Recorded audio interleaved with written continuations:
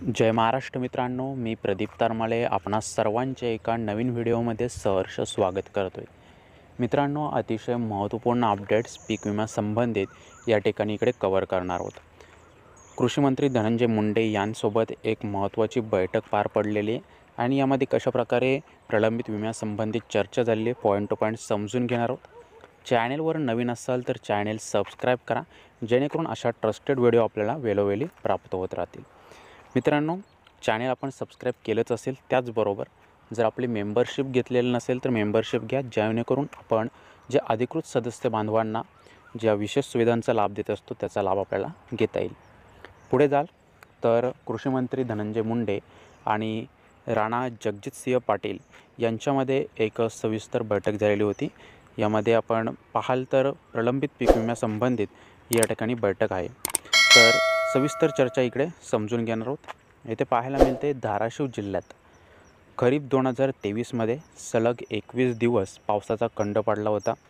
जिल्हाधिकाऱ्यांनी 57 महसूल मंडळातील शेतकऱ्यांना 25% अग्रिम नुकसान भरपाईपोटी अधिसूचना काढली आणि त्यापैकी आपण पाहाल तर 254 कोटी अग्रिम रक्कम वाटप करण्यात आलेली होती। आपण अपडेट्स मागे देखील घेतले होते। तसेच आपण पुढे पाहाल तर हंगामाच्या अवेळी पावसामुळे शेती पिकांचे नुकसान झाले, त्यासाठी शेतकऱ्यांना 37 कोटी वितरित करण्यात आले आहेत।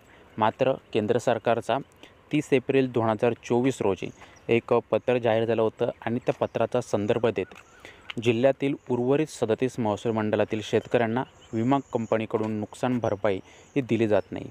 आणि याच पार्श्वभूमीवरती ही संपूर्ण चर्चा राणा जगजितसिंह पाटील आणि धनंजय मुंडे यांसोबत झालेले। यामध्ये जे नवीन परिपत्रक आहे किंवा पत्र आहे ते या ठिकाणी शासनाच्या माध्यमातून पाठपुरावा करून नवीन निकष रद्द करण्यासाठी रीतसर मागणी या ठिकाणी कृषी मंत्र्यांसमोर ठेवलेली आहे आणि त्यासंबंधित ही महत्त्वाची बैठक या दोघांमध्ये झालेली आहे आणि यावर पुढील अपडेट्स कशाप्रकारे येते ते आपण नक्कीच कव्हर करू।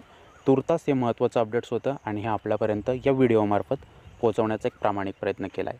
व्हिडिओ कसा वाटला कमेंट सेक्शनमध्ये नक्की कळवा। भेटूयात पुढे। जय हिंद।